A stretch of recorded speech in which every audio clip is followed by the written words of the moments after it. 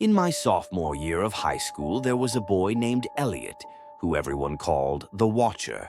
He wasn't like other kids. Elliot was quiet, always lurking in the shadows, and he had this unnerving habit of staring at people without blinking.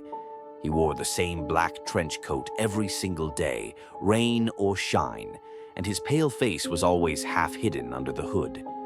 Rumor had it he never slept, and some kids even claimed they'd seen him wandering the streets late at night, just standing under streetlights, motionless. Elliot didn't have friends, but he had this strange ritual. If he chose you, he'd slip a small folded piece of paper into your locker. The note would always say the same thing: "I see you." Getting one of those notes was like a curse. People who received them would swear they'd see Elliot everywhere, peeking around corners, standing at the edge of the playground, or even outside their houses at night. I never got a note, but my best friend, Mia, did. She laughed it off at first, but after a week, she started looking over her shoulder constantly. She stopped walking home alone and refused to sleep with her curtains open. One day, our group of friends was hanging out at the park after school. There were 5 of us: Mia, Jake, Sarah, Chris, and me. We were sitting on the swings, joking around, when someone brought up Elliot. Mia tensed up immediately. "Don't say his name," she whispered. Jake, being the skeptic, rolled his eyes. "Come on, it's just some weird kid. He's not a ghost or something." To prove his point, he said Elliot's name 3 times in a row, loud enough for everyone to hear. Mia looked like she was about to cry, but nothing happened. We all laughed nervously, trying to shake off the tension. About 10 minutes later, though, things got weird. The park was empty except for us, but suddenly we all felt like we were being watched. I turned around and there he was, Elliot. He was standing at the edge of the park, just staring at us with those hollow eyes. No one had seen him approach.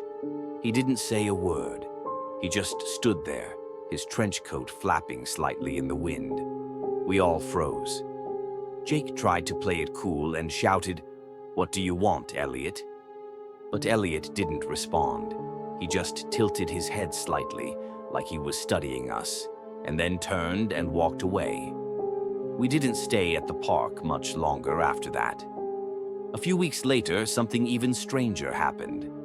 Mia and I were at her house watching movies in her basement. Her parents were upstairs, so we felt safe. At some point, we started talking about Elliot again. Mia admitted she'd been having nightmares about him.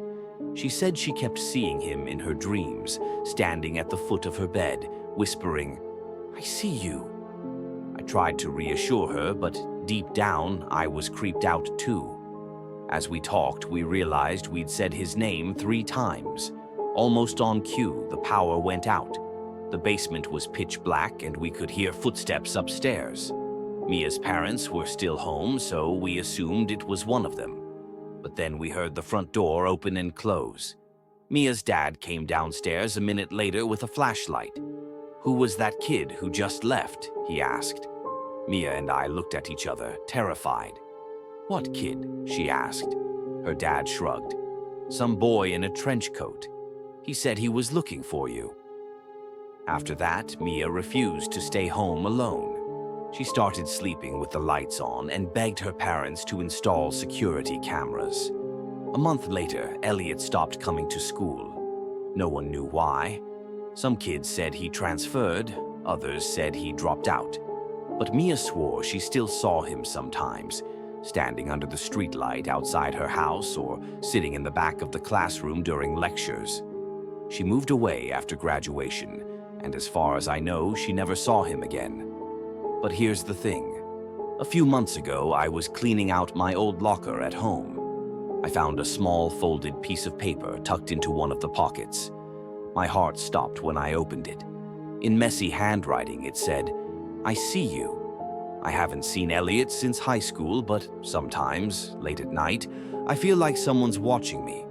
And when I look out the window, I swear I see a shadow standing under the streetlight, just staring back.